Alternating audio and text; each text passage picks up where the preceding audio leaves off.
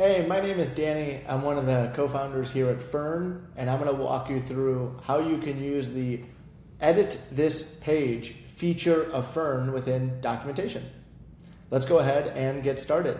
I'm going to use Octo AI's docs to show this. Let's go ahead and within, again, if you want to follow along, I'm at Octo AI/docs.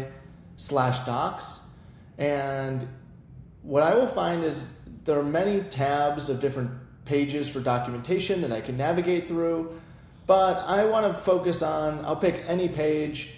I want to show how this Edit This Page feature works. So you can find it at the bottom of any Markdown page. Markdown meaning it's a guide or tutorial that's written by the creator of the documentation website. And if I scroll down to Edit This Page, I can already see that there's a preview that's showing me it's a github.com link. Let's go ahead and open this up. I find myself within GitHub now, within the Fern configuration in the Octo ML organization. If I look at the code, I can see the page that I was just on. It looks like it has all endpoints require as the first words, and here I can see all endpoints require. And in this case, let's say that I want to bold a section. I want to bold the section. I like how this generate token is bolded, so I want to bold this section. What I would do is I would go ahead and edit. I'm not a member of this, so I'm actually going to fork it. And so it's submitting a change. We'll write it to a new branch, and that's exactly what I'm looking for. This allows anyone to contribute to your documentation if you use Fern Docs. And in here, I think we wanted to bold this. So I'm going to go ahead and I can see generate token has 2 asterisks on either side of the text. I can do this either in an IDE like VS Code or actually straight in GitHub like I am. I'm going to commit the change, and then I'm going to say that this is a docs improvement bold text in how-to guide. Bold after generating a token sentence. And let's go ahead and propose this changes. What this is going to do is it's actually going to open up a pull request. I can preview my change. And again, I'm not part of the Octo ML organization. This is from my personal GitHub account.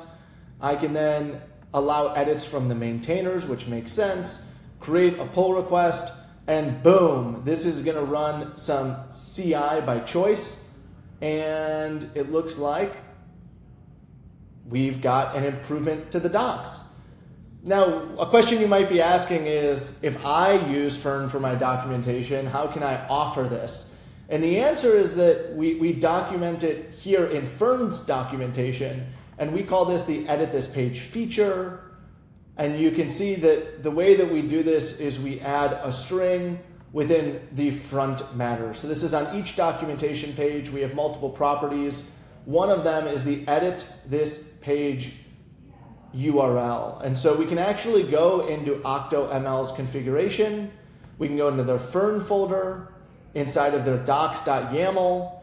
And in here, we can see that they've configured it globally so that on every page, they automatically have this experience. And the way they did that is they have Edit This Page under their instance of their URL.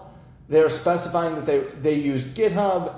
They're defining the organization name, the repository name, and what branch.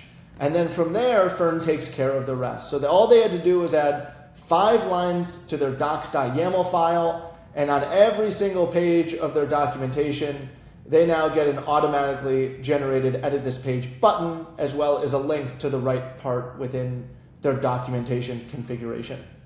All right, that's a quick overview of how the Edit This Page feature works. Please leave a comment if you have any questions, and remember to join our Slack community to answer any of the questions that you have about Fern. Thanks.